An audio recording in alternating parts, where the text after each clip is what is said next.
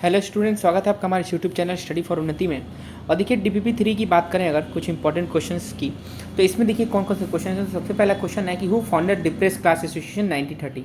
देखिए इसके पहले वाले भी वीडियो में बता चुका था कि इसके जो है फाउंडेड किसके द्वारा हुआ था, ये डॉक्टर भीमराव अम्बेडकर द्वारा। आगे बात करते हैं स्वराज पार्टी का फॉर्म किसने किया था विद इन कांग्रेस में। तो देखिए CR दास और मोतीलाल नेहरू, ये दो लोग थे जो कि स्वराज पार्टी का फॉर्मेशन किए थे। आगे बात करें और इम्पॉर्टेंट जो लिखने वाले क्वेश्चंस हैं, जिसमें कि कहना चाह रहा है how did the non cooperation movement spread to the countryside में, ये कैसे फैला। फिर how did Gandhi convert the national movement into the mass movement, national movement को मास मूवमेंट में गांधी जी ने कैसे कन्वर्ट किया। Describe the Jallianwala Bagh incident 1919। देखिए जलियांवाला बाग पे एक शॉर्ट नोट लिखने के लिए आ सकता है। और यहाँ पे जो अलूरी सीताराम राजू हैं जो कि आंध्र प्रदेश के गुडेम हिल्स में थे, ठीक, इन पर भी एक शॉर्ट नोट आप तैयार कर लेंगे। शॉर्ट नोट लिखने के लिए आ सकता है कि right a short note on Alluri Sitaram Raju, ठीक है। फिर कहना चाह रहा है explain the effect of non cooperation movement of the economic front. Economic front पर ये जो क्या प्रभाव पड़ा था नॉन कॉपरेशन मूवमेंट का। और गांधी जी सेंड 11 डिमांड्स भेजे थे in his letter to the Lord Irwin. Why did, Gandhi ji ने ये 11 डिमांड्स क्यों भेजे थे, ठीक है, लॉर्ड इरविन को, ठीक है। आगे बात करें which social group participated the civil disobedience movement and why. कौन सा सोशल ग्रुप जो है सिविल डिसोबीडियंस मूवमेंट को जो है कि ग्रुप में पार्टिसिपेट किए थे और क्यों किए थे। कहना चाह रहा है हु वॉज साइमन, साइमन कौन थे। Why was Simon commission sent to India, और साइमन कमीशन को भारत क्यों भेजा गया था। And why did it fail, और ये क्यों फेल हो गया था, ठीक है। आगे का क्वेश्चन है कि why did rich peasant community join civil disobedience movement. और रिच, देखिए जब ये मूवमेंट्स चल रहे थे ना, तो सब लोग के ज्वाइन करने का अलग अलग रीजन था, ठीक है। जैसा लोगों ने देखा वैसा उसको समझा, अपने स्तर से समझा। किसी के लिए कुछ था, किसी के लिए कुछ था, ठीक है। एक जगह पे तो ऐसा था जहाँ पर लोगों को लगा कि अब हमको गांधी नाम का कोई जो है कि एक ऐसा आदमी आया है जो हम लोग को फ्री करा देगा, और वो लोग भाग गए थे, फिर पिटाए भी थे। आप देखिएगा कौन से लोग थे वो लोग। फिर बाकी कहना चाह रहा है a merchant and industrialist made a significant contribution to the civil disobedience movement in the light of the above statement explain their role in the movement. अब इसके आंसर चलिए देखते हैं। तो सबसे पहला क्वेश्चन था यहाँ पर कि how did the non cooperation movement spread in countryside में कैसे फैला। तो देखिए कहना चाह रहा है non cooperation movement drive into the fold of struggle peasant and tribals, ठीक। कहना चाह रहा है non cooperation movement drive into the fold of struggle of peasant and tribals, ठीक। अगला देख सकते हैं अवध में peasant were lead by the Baba Ramchandra and एक क्या थे, इंडेंचर्ड लेबर थे फ्रॉम फीजी के इंडेंचर्ड लेबर थे against the talukdars and landlord churning high rent from peasants. देखिए इनके लिए दूसरे क्वेश्चन का यहाँ पर जो है कि इसका मतलब ये इसके रीजन्स थे, है ना, कंट्री साइड में। ये जो आपका कंट्री साइड में ये सारे रीजन्स आपको बताया जा रहे हैं यहाँ पर कंट्री साइड में। तो देखिए कंट्री साइड में पहला रीजन क्या था कि अवध में peasant were lead by the Baba Ramchandra and एक इंडेंचर्ड लेबर थे जो कि फीजी से थे अगेंस्ट द तालुकदार्स और landlord churning high rent for peasants के लिए लड़ाई लड़े। And the peasant rose their voices, जब पीजेंट ने अपनी आवाज़ उठाई against the begar and work without any payments, ठीक है, उनको बिना पेमेंट्स का वर्क करना पड़ता था। इन 1920 में औध किसान सभा की स्थापना की गई थी headed by Jawaharlal Nehru and Baba Ramchandra, ठीक है, रामचंद्र के द्वारा। और कहना चाह रहा है पांचवें में कि at Gudem hills in Andhra Pradesh the parallel guerrilla movement was started by the Alluri Sitaram Raju.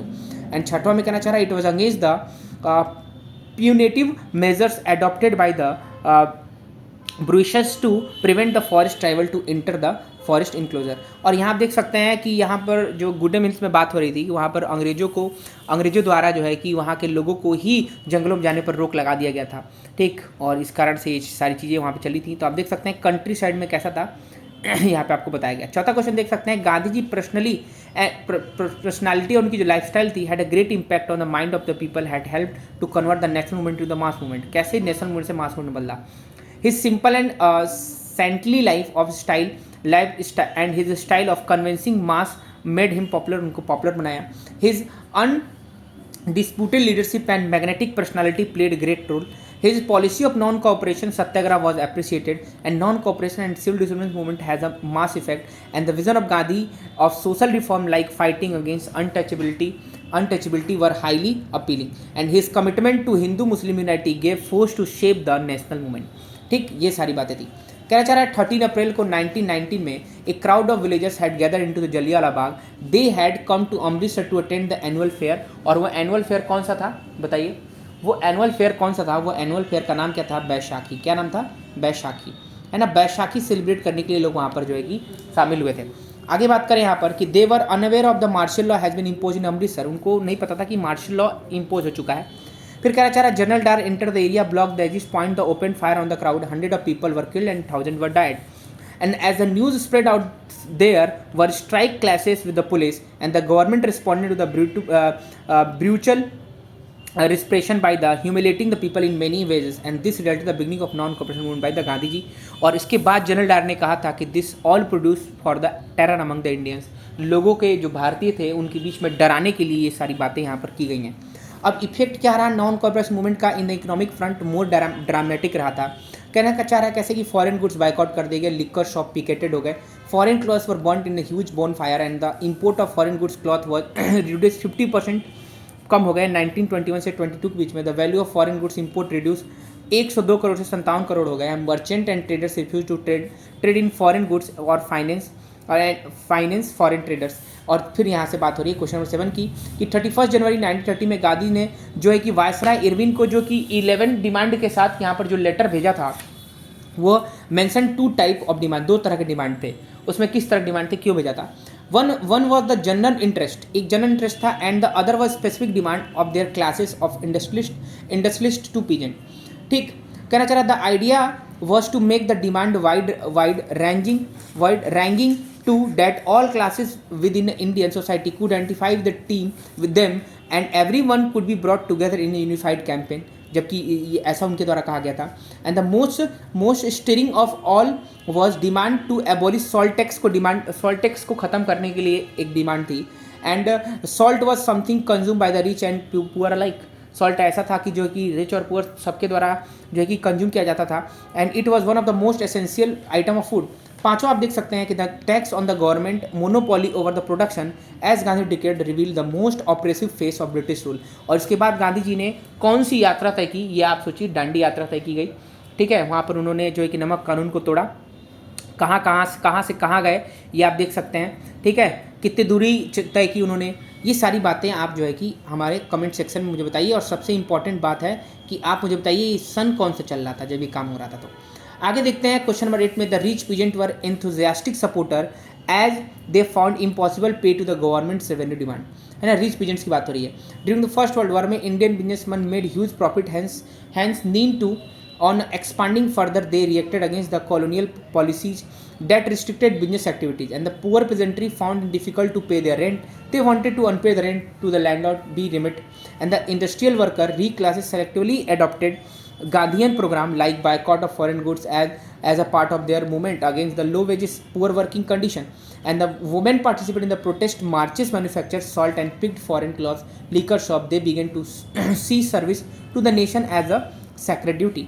अब देखिए साइमन जो थे was the head of statutory commission set up by the Tory government in Britain में जो टॉरी गवर्नमेंट बनी थी उसी के हेड थे ये Simon, sir John Simon. And the Simon commission was look into the functioning of constitutional system of India, suggested to change, है ना। कॉन्स्टिट्यूशनल सिस्टम को देखने के लिए सजेस्ट करने के लिए कोई चेंज हो तो सजेस्ट किया गया, इसलिए आया था भारत में। And the commission did not give any Indians its member and all member were the British, therefore it opposed by the Indians. कोई मेंबर भारतीय नहीं थे इसलिए अपोज किया गया। And when the Simon commission arrived in India 1928, देखिए यहाँ पर आपका आंसर पर चल गया। साइमन कमीशन भारत में कब आया था?